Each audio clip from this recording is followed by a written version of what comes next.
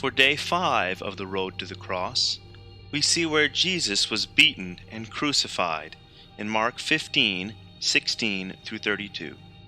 Read with me. The soldiers led Jesus away into the palace, that is, the praetorium, and called together the whole company of soldiers.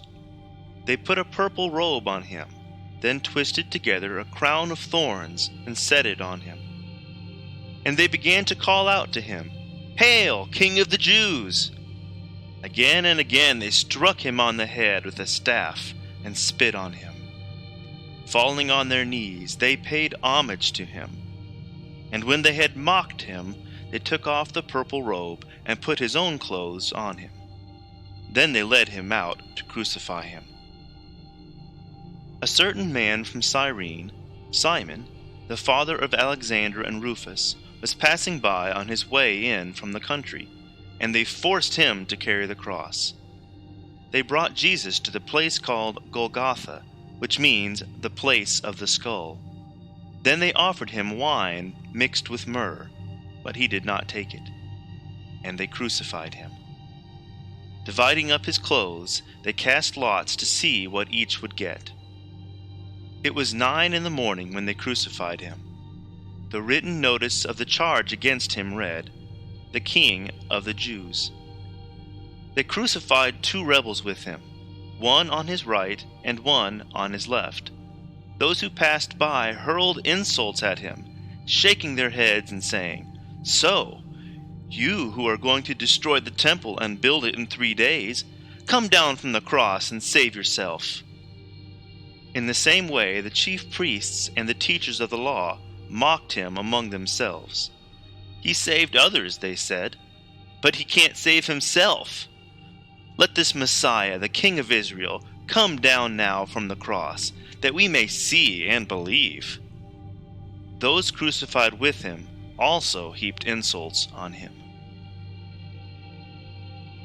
Why is it that people get a thrill out of insulting another person? From Jesus' trial until the point he later died, people were constantly mocking him. "Hail, King of the Jews!" they laughed.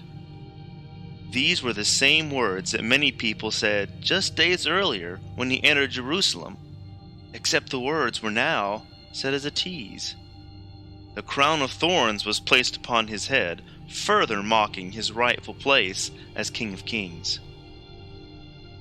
If you just read the words that were said to Jesus and didn't already know that they were being used to make fun of him, it might be possible to believe that they were actually honoring Jesus. What about us?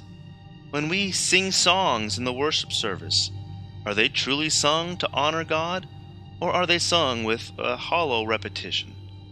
Is our spirit humbling itself before our Maker? Or are we ignoring the words that come out of our mouth while we think about what we're going to have for lunch as soon as church is over? Jesus took the nails in his hands and feet for us. He endured the endless insults for us. He hung there, humiliated on a cross for us. Do we honor him for what he has done? Or has the magnitude of his pain become so familiar that we hardly even think of it anymore? Let's pray. Ask God to show you if you have been honest in your worship. Confess any time you might have spoken words of praise that didn't come from the heart.